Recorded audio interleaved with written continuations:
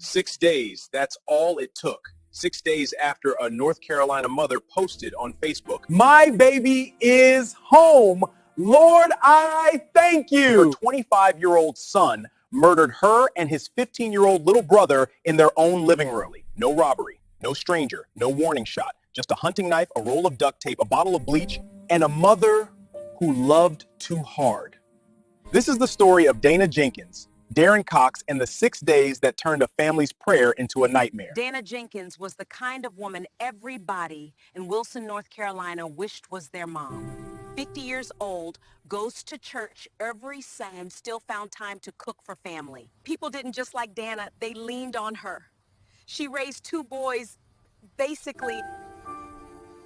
Daryn was a quiet 15-year-old honor roll student. He ran the camera at church and loved making his mom laugh, even in the grocery store. Da'ron, his older brother, took a very different path. By 19, he was breaking into cars. At 21, he stole guns from a neighbor.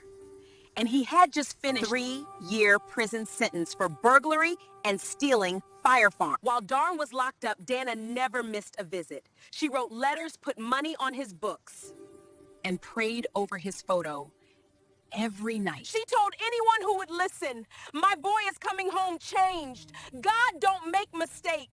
Let's then, March 25th, 2025, release day. Dana cleaned the house top to bottom, hung a hand-painted welcome home banner on the porch, tied balloons to the railing, oxtails and mac and cheese, his favorite. She picked him up from the gate herself, hugged him like he was still 10 years old, and posted that Facebook status that would later haunt everyone who read it. Photos from that day show Dana beaming, arm around her son. But if you zoom in on Da'ron's face, he's not smiling. He's staring straight into the camera, eyes empty. Neighbors who stopped up said the same thing. Something was off. And Glimmerbank, you could feel it in the air the second he walked in. The first night, he barely spoke. Second night, family caught him pacing the hallway at 3 a.m., opening and closing doors. Third night, he stood frozen outside his little brother's bedroom, just watching. When someone asked if he was okay, he muttered, "I'm good," and walked away. Da'ron showed up to breakfast with his right hand wrapped in a bloody t-shirt. No explanation, just a shrug. 2 days later, he asked his mom for $200 cash. "I need some things." Dana handed it over without hesitation. That receipt would later be found in his pocket because nobody wanted to break Dana's heart. She was so happy.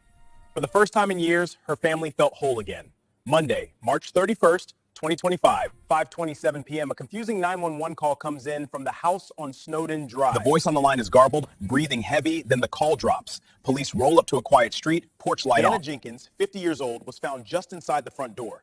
She had been stabbed and slashed more than 30 times.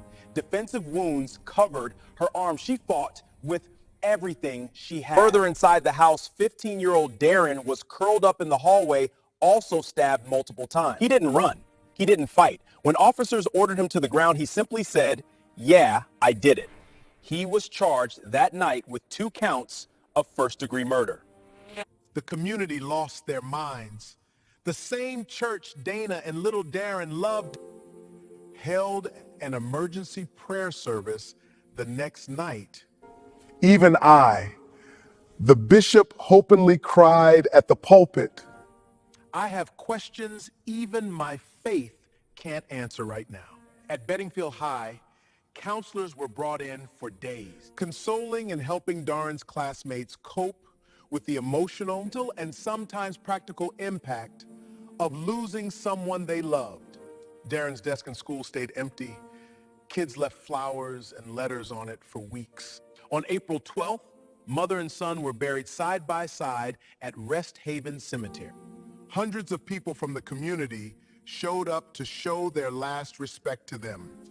And in my final words during the funeral, I said, Dana believed love could fix anything. Tonight, we bury her for it. Investigators say Da'ron's motive appears to be a mix of long-buried rage and cold, hard greed. Because Dana had a modest life insurance policy through her job. The sole beneficiary, Da'ron Jenkins. He's still awaiting trial as of today, December 2025. Prosecutors say they will seek the death penalty. Dana Jenkins spent 3 years praying for her son's freedom. But in 6 days, Da'ron took hers and his little brother's forever. So the next time you see that proud mom post, "My baby is finally home," let's remember Dana Jenkins' smile in those welcome home photos. Remember also the empty look in her Da'ron's eyes. And lastly, remember it only took 6 days. Rest in peace, Dana and Daryn. If this case left you speechless, drop a heart in the comments for the family. Hit that like button so more people hear their story, and subscribe if you haven't already. We post new cases every single day. I'll see you in the next one. And please, stay safe out there.